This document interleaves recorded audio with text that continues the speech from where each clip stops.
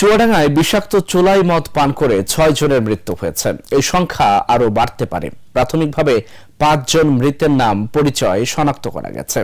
অন্যান্য ব্যক্তিদের পরিচয় ও আরও কেউ মারা গেছে কিনা তার অনুসন্ধানে মাঠে নেমেছে পুলিশ। মৃতরা সবাই দিনমজুরের কাজ করতেন। ১০ অক্টোবর ১০ থেকে ১২ জন ডিঙ্গেদহ এলাকার গোপন স্থানে বিষাক্ত চোলাই মদ পান করে। ১১ অক্টোবর তাদের মধ্যে ৩ জন মারা যায়। এরপরে আরও ২ জনের মৃত্যু হয়। এই ঘটনায় এলাকায় চাঞ্চল্যের সৃষ্টি হয়েছে। মৃতদের ৪ জনের দাফন হয়েছে। ২ জনের লাশ ময়নাতদন্তের জন্য সদর হাসপাতালের মর্গে রাখা হয়েছে। এই লালটু হচ্ছে আপনাদের সর্দার? মাঝে মধ্যে কি আপনারা এরকম খান? না না, এটা কিনছিলেন কোথা থেকে জানাচ্ছে নাকি? সর্দার। তা আমি আবার ফোন করলাম যে শিকির বাড়ি এসে তোমার কাজ করতে হবে না। উনি তাড়াতাড়ি চলে এসেছেন।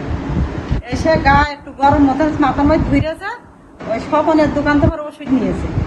নিয়ে আমার ছেলেরা দরকার বললে হাতুড়ে ডাক্তার হবে না, ইমার্জেন্সি আমরা ভর্তি করবো। আমরা নিশ্চয় যাইছি। আমার ওয়ার্ডে মারা গিয়েছে শহীদ আর লালটু, এই দুজন মারা গিয়েছে।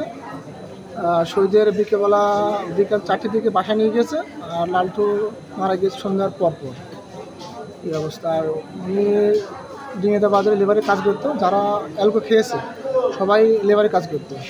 ওরা আপনার ডিঙেদা বাজারে একসাথে এক জায়গায় বসে এগুলো খাওয়ার পরে 2 জন হসপিটালে ভর্তি হয়ে তারপরে মারা গেছে। আর বাকি 5 জন আসলে এখনো মনে হয় অসুস্থ, এখনো মনে মারা যায়নি। এখন 2টা পেয়েছি, আর 4টা সম্ভবত বৃহস্পতিবার দিবাগত রাতে। তারপরে 4 জন মারা গেছে, তারা অলরেডি দাফন করে ফেলেছে।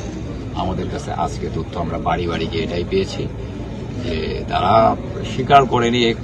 এখনো পর্যন্ত কেউ স্বীকার করেনি যে অ্যালকোহলিক। তবে আমরা ডাক্তারের কাছ থেকে যে লোকটা অসুস্থ থেকে আমরা তথ্যটা পেয়েছি যে তারা এ জাতীয় দ্রব্য পান করেছিল।